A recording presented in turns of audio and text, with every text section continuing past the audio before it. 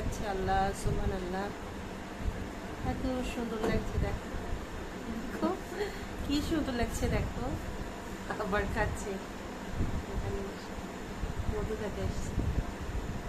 এই ফুলটাতেই মেনলি মধু খাওয়ার জন্য আসছে, ওইটাতে বেশি পাই না। ওটা ছোট, অনেক পুরনো হয়েছে, আর এটা নতুন করে দিচ্ছে।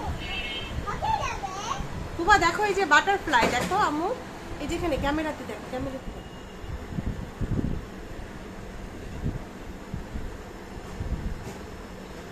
ওটা তো দেখাই যাচ্ছে।